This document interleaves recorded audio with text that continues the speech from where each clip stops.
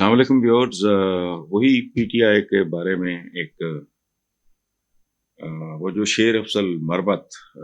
جن کو پارٹی نے نکالا ہے، انہوں نے ایک پوسٹ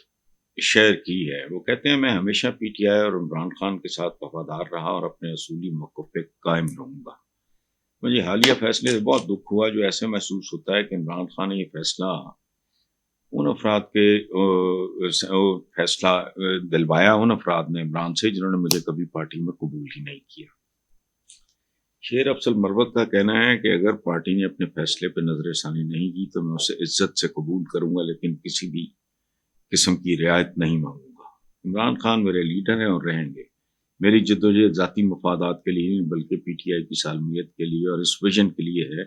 جو ہم سب کا مشترکہ ویژن ہے۔ دیکھیں، بات سنیں، میں اس پرٹیکولر مثال کو سامنے رکھتے ہوئے اپنا جنرل ایک جو ہے اپنے معاشرے کا جو موڈ ہے، مزاج ہے، کیریکٹر ہے، روایات ہیں، جو ہماری شناخت بن چکی ہیں کہ ہم وہ لوگ، میں پہلے بھی عرض کر چکا ہوں،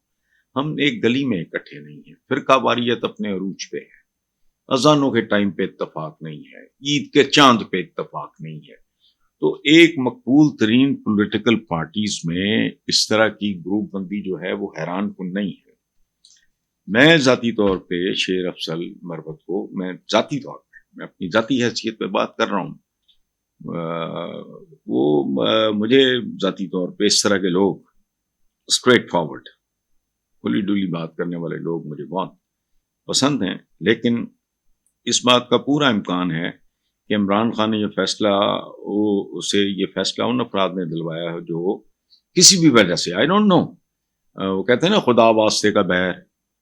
وہ جو جن کو پسند نہیں شیر افضل مربت، بہرحال، لیکن جن کی پارٹی ہے وہ جانے، ان کا کام جانے، ان کو بہتر اگر لگا ہے تو یہی ٹھیک ہوگا۔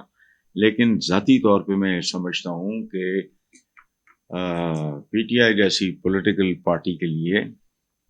شیر افضل مربت میرے نزدیک غلط ہو سکتا ہے، وہ لائبلٹی سے زیادہ ایک ایسٹ ہے، اور بعض اوقات کچھ ایسے ایسٹس ہوتے ہیں جن میں ہلکا سا تڑکا لائبلٹی کا بھی لگا ہوتا ہے، جیسے خاندان کا سربراہ، اس کی خواہش یہ ہوتی ہے اور ہونی چاہیے کہ خاندان کے افراد کو اکٹھا رکھے،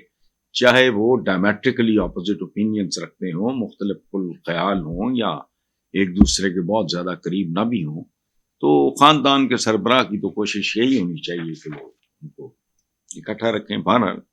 پارٹی جانے، ان کا فیصلہ جانے۔